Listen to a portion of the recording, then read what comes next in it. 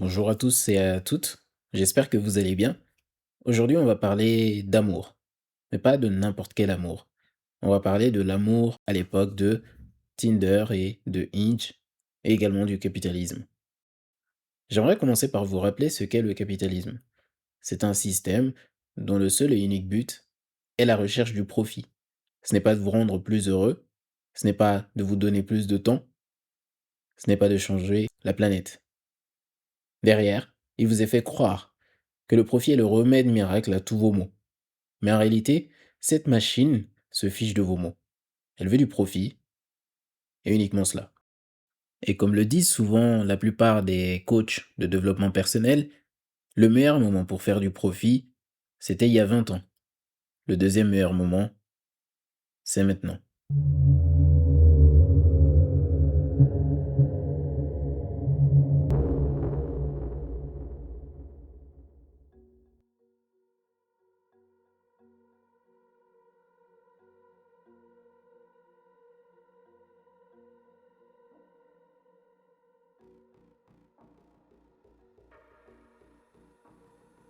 Avant d'aller plus loin, je dois vous dire d'où je parle.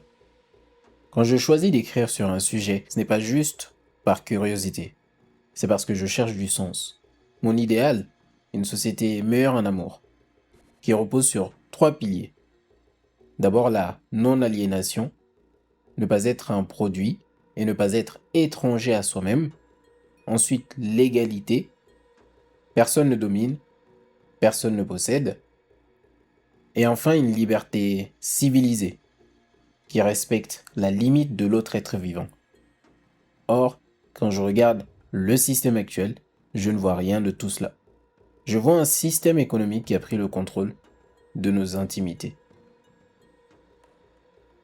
Notre manière de vivre les relations amoureuses est devenue une simple extension de notre manière de faire nos courses. Pour vous donner un exemple de ce capitalisme du marché de l'amour, imaginez que vous voulez une veste. Vous trouvez une application de vente de vêtements en ligne, vous définissez vos critères, par exemple une veste orange, simili cuir, pas trop cher. Vous trouvez la veste qui vous correspond, vous mettez dans votre panier et vous achetez.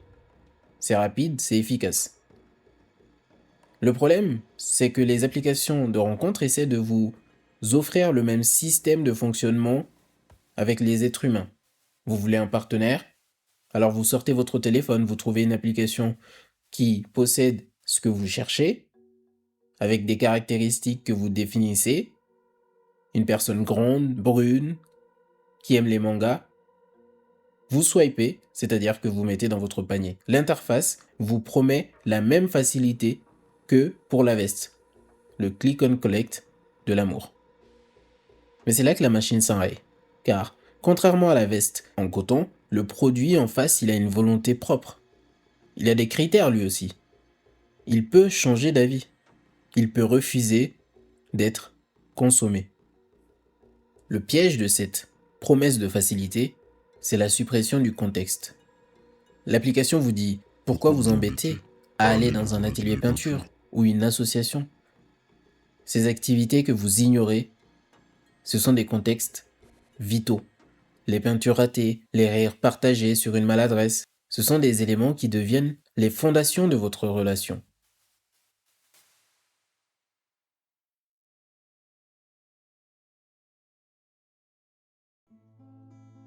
L'application vous livre la personne, mais elle ne vous livre pas l'histoire qui va avec. Et une relation sans histoire, c'est comme une maison sans sol. Au premier coup de vent, elle s'effondre. Mais au fond, tout ça, vous le savez déjà, non? Alors pourquoi on reste? Pourquoi on désinstalle et on réinstalle tout le temps?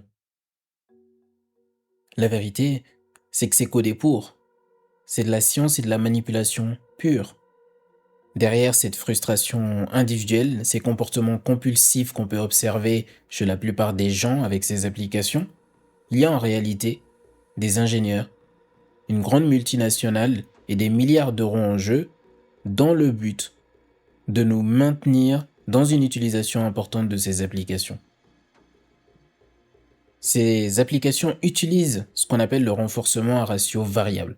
C'est exactement la même mécanique que dans les machines à sous. L'algorithme distribue les récompenses de manière aléatoire pour maintenir votre cerveau en état d'alerte constant. Alors vous ne cherchez plus l'amour, vous cherchez votre prochaine dose de dopamine.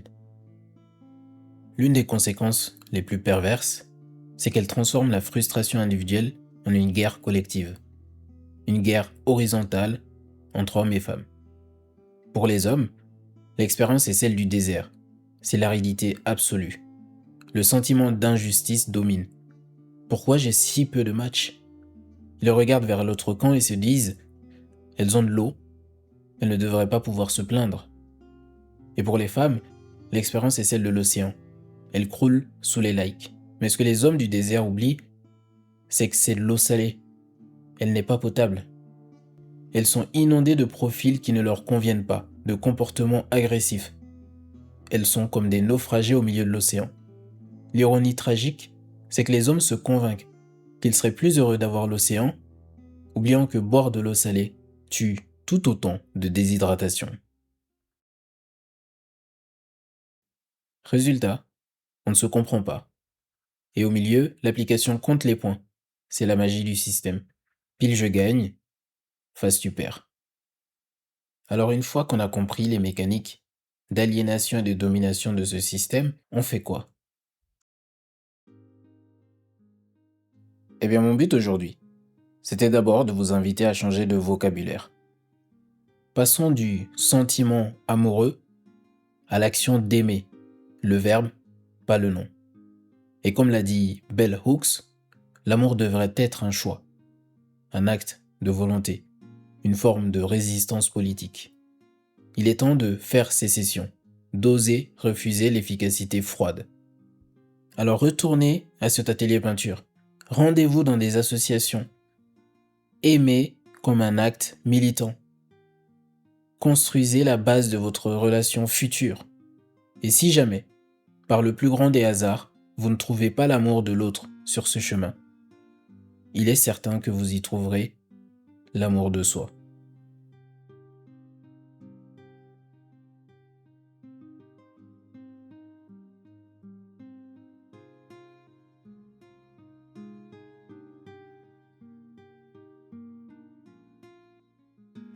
À mes co-humains, merci de m'avoir écouté.